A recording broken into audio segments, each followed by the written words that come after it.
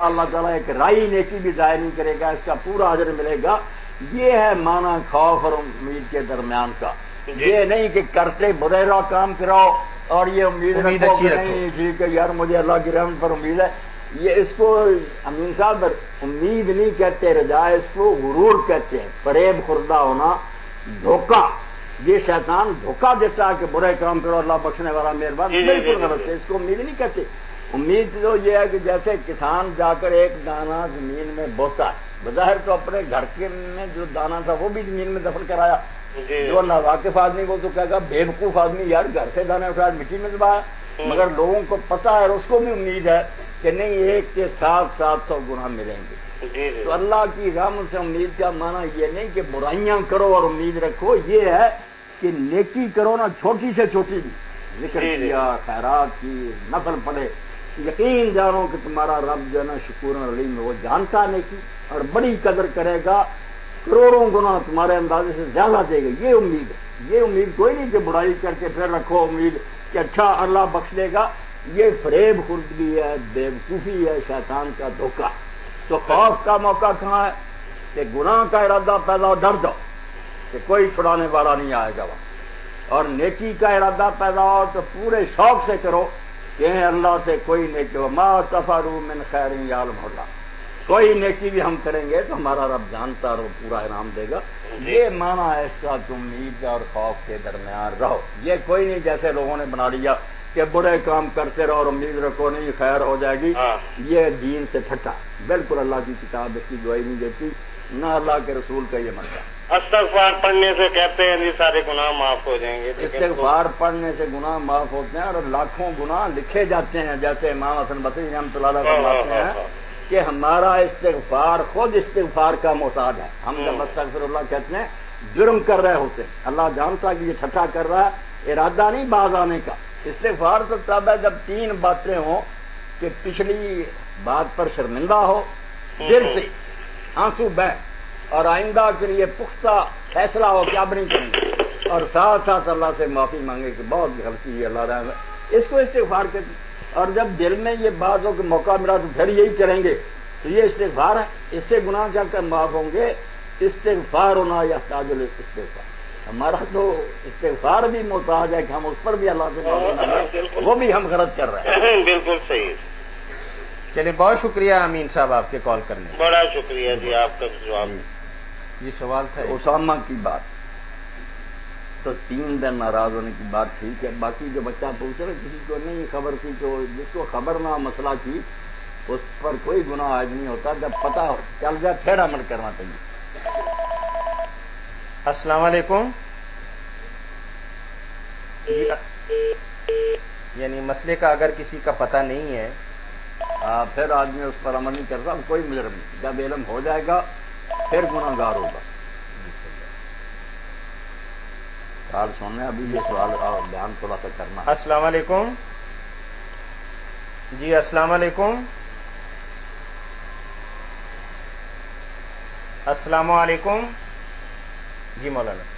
3 دن سے زیادہ جو ناراض نہیں نہ رہنا، یہ صرف دنیاوی معاملات ہیں کہ کوئی دنیاوی بات پر رنجش ہو گئی کہ اس میں اگر دینی رنجش ہے نا، کوئی گمراہ اور بے دین ہے یا فاسق فاجر اور ظالم بدماش ہے، اس سے بے شک السلام علیکم ناراض رہنا چاہیے۔ السلام علیکم جی، وعلیکم السلام ورحمۃ اللہ۔ کیا حال ہے جناب، خیریت ہے؟ جی الحمدللہ، کہاں سے بات کر رہے ہیں؟ ہم سوات سے بات کر رہے ہیں جناب۔ سوات سے؟ جی جی الحمدللہ، کیسے ہیں آپ بھائی؟ خیریت ہے الحمدللہ۔ فرمائیے کیا پوچھیں گے ہم سے؟ مفتی صاحب ہے؟ جی مفتی صاحب ہیں جی۔ اچھا، تو ایک مسئلہ ہے۔ ہاں ہاں،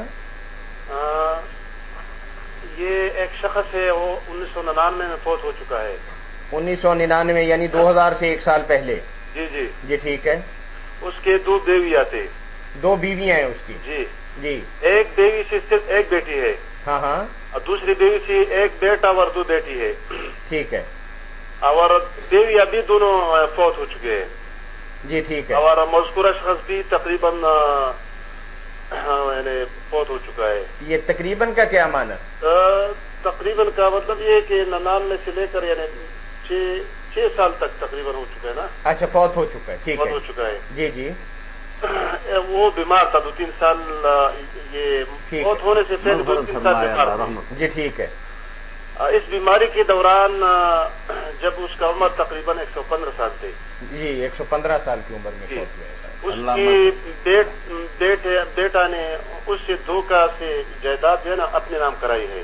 बेटा जो एक ही बेटा था, दूसरी एक बेटा है, उसने जायदाद अपने नाम कराई है धोखाधही से। जी जी ठीक है। मतलब जो है वो बात करने का काबिल नहीं था, बीमार था। समझ गए हम। वो पटवारी को ला के पैसों से या कुछ पटवारी इन सारी बुराइयों की ज्यादा ना। जी जी। अच्छा। मगर पटवारी जो लड़कियां ना उसको मालूमात फराम नहीं करते थे। जी ठीक है ठीक है। फिर आपका सवाल हम समझ गए हैं। अब आप पूछिए कि इस मसले में आप पूछना क्या चाह रहे हैं। उसके वफात के बाद पता चला कि बेटे ने धोखा से जायदाद अपने नाम कराई। ठीक है जी, ठीक हो गया। अभी एक बेटी जो है उसका, जो उनका सुतेली बहन है, हाँ, एक सगी बहन एक सुतेली केस दाखिल किया है। जी जी। मैं अपना शरई हिस्सा यानी उसका 1/5 हिस्सा होता है ना, वो मांगता है। जी जी। तो ये 6 साल से तकरीबन केस तो चलता है। हाँ। वो अभी कहता है कि शरई लिहाज से क्या फितवा है कि साहिला को अच्छी तरह से मैं समझाऊंगा फिर। अच्छा, आपके पास हमारा एड्रेस होगा जिससे आपने हमारा टोल फ्री नंबर लिया है। अच्छा जी। आप एक तकलीफ करें छोटी सी, हमें तहरीरी तौर पर ये सवाल भिजवा दें, हम तहरीरी फतवा भिजवा देंगे जो अदालत के अंदर भी काम आएगा। अच्छा मौलाना, आपका अभी जो सवाल आपने किया है उसका जवाब भी देंगे, लेकिन अगर आपको किसी अदालत के अंदर प्रूफ करने के लिए, ये किसी पंचायत के अंदर कोई चीज पेश करने के लिए दरकार हो ना, जी जी, तो आप हमारे उसी पता पर एक सवालनामा लिख के भिजवा दें। कॉल ड्रॉप हो गई जी। बड़ा अहम सवाल है मौलाना, इसको लेंगे इंशाल्लाह। उसामा की बात आप। हाँ, ये सवाल भी बहुत अहम है क्योंकि आमतौर पर लोग पूछते रहते हैं कि 3 दिन से ज्यादा नाराज नहीं रहना चाहिए। अस्सलाम वालेकुम। वालेकुम सलाम जी, क्या हाल है? अल्हम्दुलिल्लाह खैरियत है जी, बिल्कुल खैरियत है। ये मणकों पर तस्बीह जो पढ़ा जाता है, मणकों पर तस्बीह पढ़ना, हाँ हाँ, ये जायज है नहीं? आप सिंध से बात कर रहे हैं? जी जी। सूबा सिंध से बात कर रहे हैं? जी जी जी। अच्छा, मौलाना भाई कह रहे हैं कि तस्बीह के जो दानों पे हम अल्लाह अल्लाह करते हैं या कोई जिक्र अस्कार करते हैं, उसकी शरई हैसियत क्या है? हाँ, ये कट ही जाती है।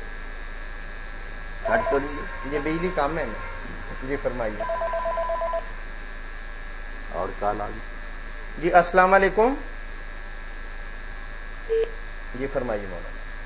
मेरे भाई, अगर उंगलियों पर कोई शुमार कर नहीं, वो सके, तो कॉल आएगी, बाद में आएगी। वो कट गया।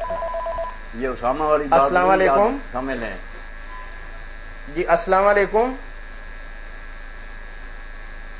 कोई जी। जंगे तबूक के मौका पर रसूल करीम अलैहिस्सलाम ने हुक्म देकर 3 सहाबा अस्सलाम वालेकुम खाता कराया। अस्सलाम वालेकुम। जी वालेकुम अस्सलाम व रहमतुल्लाह। ताहिर साहब बोल रहे हैं? जी बोल रहा हूँ। ताहिर साहब, मैं सईद खान बोल रहा हूँ। मैं मौलाना से ये मशवरा लेना चाह रहा था कि जैसा कि आप जानते हैं कि अपना मोस्टली लोग जो है वो फाइनेंशियली प्रॉब्लम की वजह से खासे परेशान हैं। हाँ हाँ। तो कारोबार में बरकत के लिए आप बताएं कोई वजीफा। सही बात है मौलाना, बड़ा अहम भाई ने बात कही है। इस वक्त जो सूरत हाल है ना, शायद पूरी दुनिया की या पाकिस्तान की बिलखुसूस। हेलो जी जी जी, आपकी बात आगे पहुंचा रहे हैं, बड़ी तफसील के साथ है कि इस वक्त पूरी दुनिया के अंदर और खास तौर पर पाकिस्तान के अंदर ना, जी जी, कारोबारी अपसेट जो है ना, ये हर घर को सताए और तड़पाए हुए है। जी साहब, आप इसके लिए ना सही साहब से भी क्या है, पहले भी कई मरतबा दरखास्त की है कि आज की ये नशस्त जो होती ना, ये दीनी मसाइल बताने की। चलिए आप ऐसा करें सईद खान साहब, अमल ही बताते रहे लोगों को। मौलाना ने थोड़ा सा अपने काम को ना तकसीम किया है। आप जुमेरात के दिन साहब, ये भी दीनी मसला ही है। अगर वो बंदा हराम कमाना शुरू कर दे, ठीक है, बहुत अच्छी। जुमेरात को पूछें या सईद खान साहब, मैं आपको एक और नंबर देता, इसी नंबर पर ना, ये जो हमारा टोल फ्री